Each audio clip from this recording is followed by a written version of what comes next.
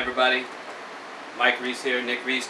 We're going to do a technique based off of it's a gun disarm that we saw. I was watching Fight Tips, and Shane had this guy on, and he was showing the way he said that a disarm could go, and he gave some good examples of, you know, getting away from the muzzle and basically all that stuff. But ultimately, there was a few things that I saw that were just, they're dangerous to do, because he could have got shot several times. Now, maybe it was just, it's out of context or whatever it was, but let me give you some ideas of what I mean by this. So how it went was, Shane was grabbing the gun from here. Basically, he clocks this, grabs here, and now he grabs with both hands onto the weapon. Now, if I'm grabbing onto both hands here and then sweeping out here to headbutt, and then he came across his body again. Even if I step to the side, I'm still sweeping my body. Now, and then, you know, he gave some cradling and all that stuff. Now, I'm not going to go do what he did, because honestly, one, it was too many steps. Two, it swept the body too often, and he put two limbs, and now I've got two limbs ineffective, and he's got more limbs than I do effective for this. So just put it behind your back real quick, don't put it back in. So he goes out to move. If I do this, if all he does is step back, and because that's what's going to happen, even if I move with him and he starts moving around, just go like this. He starts doing this, this is what's going to be happening. Even if I start doing this with his arm, if I try to move around, he's pointing in several directions, and he's shooting me every time.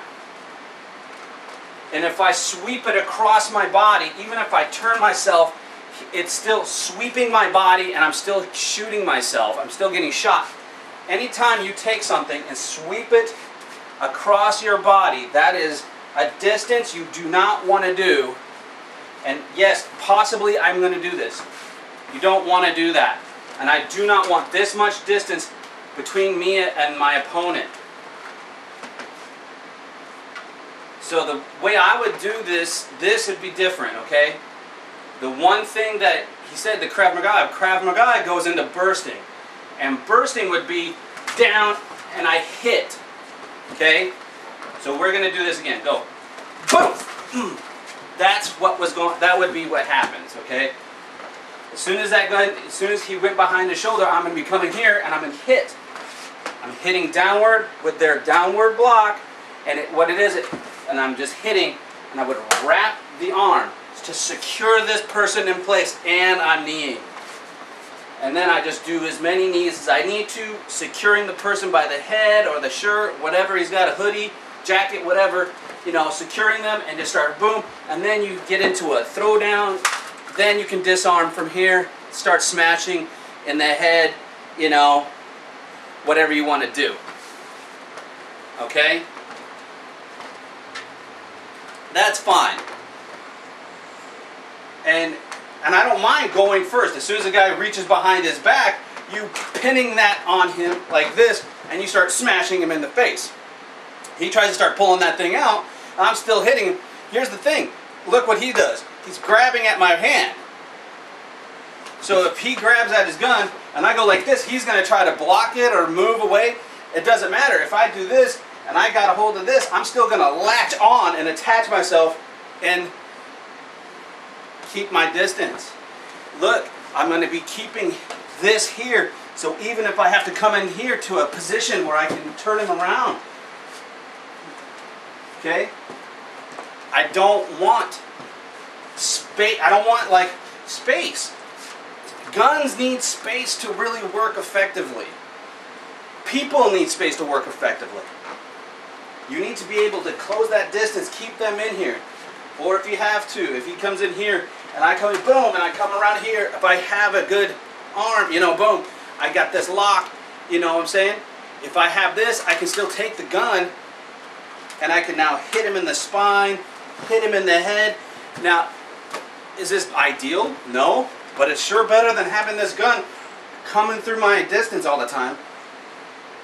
Some people would say, well, what else? Another trick that can happen is if he goes, hey man, put up your hand, now give me your money, give me money. If he just pulls out his hand, he starts saying, give me your money.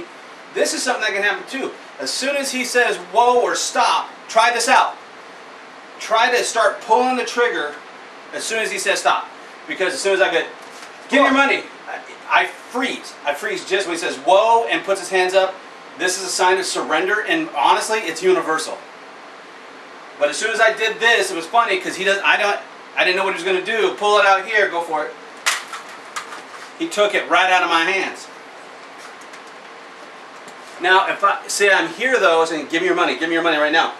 See how this is bad? Because now, if he doesn't get to this weapon arm, even if he goes to the outside of this hand, I can turn my gun and still be able to shoot him. Or no matter where, I can hunt for his head too. Now, if he goes to the outside and grabs this gun and pushes it out. Why? Because even if I have my hand on him, even if I'm grabbing him, he can still grab at the gun and move it to the side. And if I try to come back, now he's got me in two different positions. Okay, we'll talk about that disarm later. We're mainly talking about not sweeping the body. So I would first start in with boom, boom. Okay? So basically, here, boom. We're here and we're just going to start doing this. One, that block, as soon as he tries to pull it out, I got it here. And wrapping it, keeping it secured. Here. See, keeping it secured against my body. Okay? And then as soon as I latch onto him, I start delivering this, and then I strip. Yeah, I can smack the hip, smack here, hit, whatever the case might be. But the whole tone of it is to not. This is something I've argued a lot for guys. They'd say, just hold it here, pin it against the body. If he has one hand free, the guy is going to eventually figure out that he has one hand free, and even if I keep it away from me, even if I keep it away, he's just going to take it. Good knife. He did the same thing with the knife. Put it behind. He did the same thing with the knife. He went boom here, and again boom, and then swiped it this way, and said he was going to be able to strap. Keep hold of it. I can't pull that out of someone's hand. If I hit it hard enough, it's gone. Thing is though, now we're saying he's not moving. But if he starts moving and I'm like holding like this, now I'm doing this, and now I'm just getting cut. Holding two hands to one limb without doing anything else basically it's a danger. It's too much danger. Again, he pulls it out. If he goes from behind again. If he goes again, boom, boom, I'm going to do the exact same thing. Why? Because now I got this wrapped and I can reach across. I can turn his arm. I grab the knife out. But if I'm shutting him down, boom, here. That's how it works. If he comes in with that staple, boom, if I just get to the back of him and then put him out, it takes me 5 seconds. So, and that's why honestly, even in Filipino martial arts, they turn their feet. Go ahead, come back. They come back around. They can take it, and so it's like, well, now I got it. I can take it. One of the things that they do though is they turn their bodies to get off line. If I'm going to avoid this thing, really come at me. If I come offline, I'm going to turn around a little bit. So he comes at me, boom. I'm going to come back. Why? Because I'm offline and I'm just grabbing at the arm and I'm trapping. Honestly, I'm actually doing more trap with my arm than I am grabbing at him. The grabbing is just to secure him in, and now we can fight. If he has that position, that's fine. He gets that fight. But if I have my legs, if I'm here, I can just take my trip and Boom, there he goes on the ground. And now if I want to, I can strip it. But at the same time, my first focus is to start shutting down what's controlling the knife. Okay?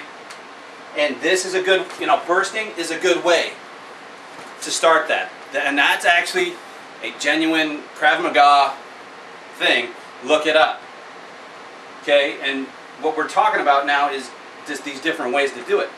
But I would not, again, I would not have two hands to sweep across my body.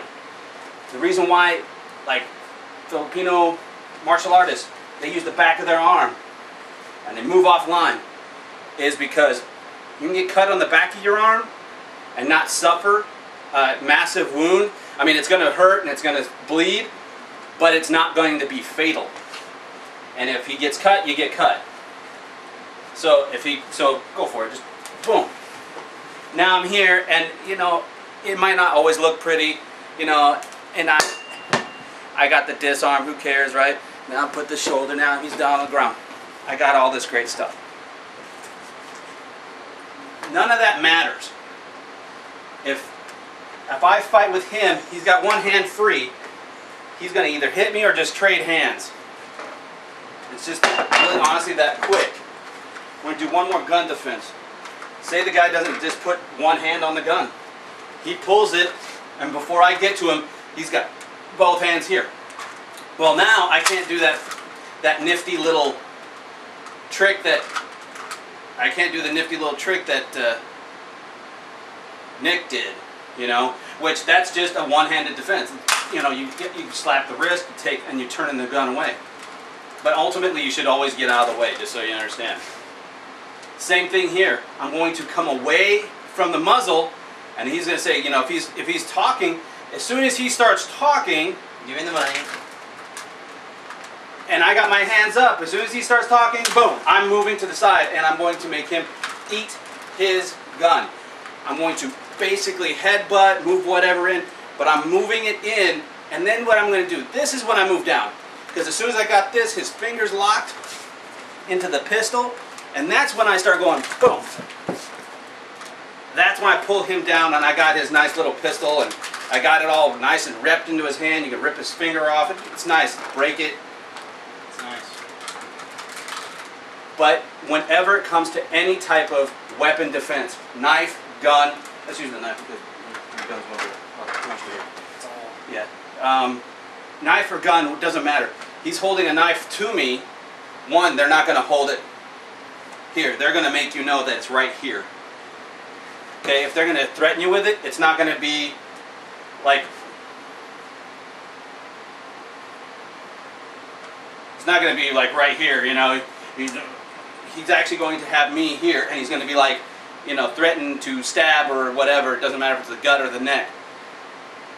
Just put it wherever. He's got this pointed at my gut. You don't want to just move him. You want to move off the line. That means my footwork, even if it's just turning my body, is going to do it. And I don't care about this arm at the time. This is really not the danger zone. Yes, he could jerk me into the knife. Yes, he could push me back. He could do whatever he wants with it. He could punch me in the head and hit me in the neck. But seriously, I can handle all that as long as I'm not getting impaled. So the first reaction is what? Is to touch the hand that has the knife. Why? Because it's a safety thing. It's like, oh dear God, no, I don't want to get stabbed. So you go, oh no, he's like, grabs me, he says, hey, I want your money. You're like, okay, I'm gonna, no, he just wants to stab me. I'll just say, if he's sitting there threatening me, say, give me your money right now, or I'm gonna kill you. And he's like this close. Why? Because he doesn't want to get caught. Well, the first thing I'm going to say is, okay, let me grab my money, and then I'm going to turn and I'm going to grab his wrist out. I'm going to grab at this and I'm going to turn my whole body. Now I don't care what I have, because now we have this complicated thing. But if he's sitting there holding me and I go, oh, and I'm going to turn my hand, I'm going to wreck him with his own hand. I'm going to make sure I get control over this, and I'm going to hold on to him. Now, you guys might totally fight me against all that stuff, that's fine. But I can do the same thing to him. It's like, okay, you want all our money, just give me your money right now. Just give it to me now. Oh.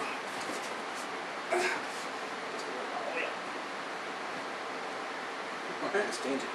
Exchange it. Okay. Okay, do it fast. We'll do it this side. Hold on. Let's get it to an angle. I'm going to do the same thing, though. Right here. Give me money now.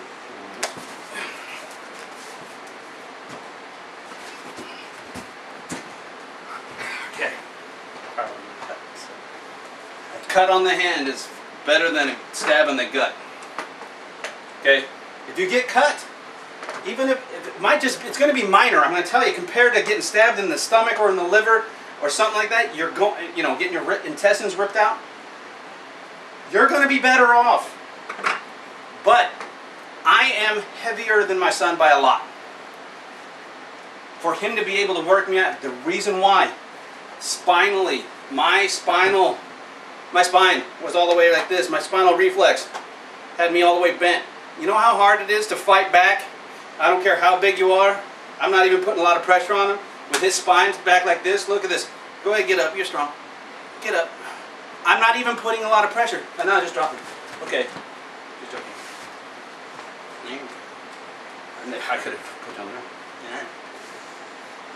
That's what we look for when you're looking for injury or any type of off balancing. If I have him pulled here, he's off balance. Believe it or not. Now, if he's a wrestler, he's going to go for my legs. And that's fine. He can go for my legs. But guess what happens if I push his head down lower? His spinal reflex is to go deeper.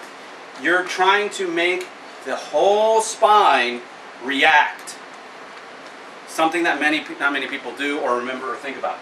So I wanted to just throw that out there as a response to show how that sweeping of the body is dangerous and how you can you basically intelligently take on someone that's doing this. But honestly, don't do any of this stuff unless you have a qualified instructor and someone that knows exactly what's going to happen. Because when a gun goes off, if you've never heard a gun go off, you're going to freeze, you're going to panic because it's going to pop. Okay, it's going to be loud, it's going to be explosive, and you're not going to be aware of it, you're not going to know what to do. It's just going to make you go, oh! It's going to make you start. I mean, watch people when they've never been around a gun, and all of a sudden they start firing guns off. The first thing that happens is they do startle flinch. A lot of them start ducking. Well, if you're sitting there and you got someone with a gun in their hand and it fires off, and you go, oh! So get in the range. Knives, you aren't going to feel it until your adrenaline's going to be pumping, but you will feel it later. But don't do these unless you have an instructor that knows what he's talking about. He knows the logistics, he's been around it, he knows what he's talking about. Okay, this is something that's important. So just pay attention to what things are doing. I mean, just remember, you're not only having to get offline, but you don't want to sweep the gun across your line either. You don't want the weapon to come across you ever when you're doing this kind of stuff. So just pay attention to those type of logistics, guys, okay? And train safe.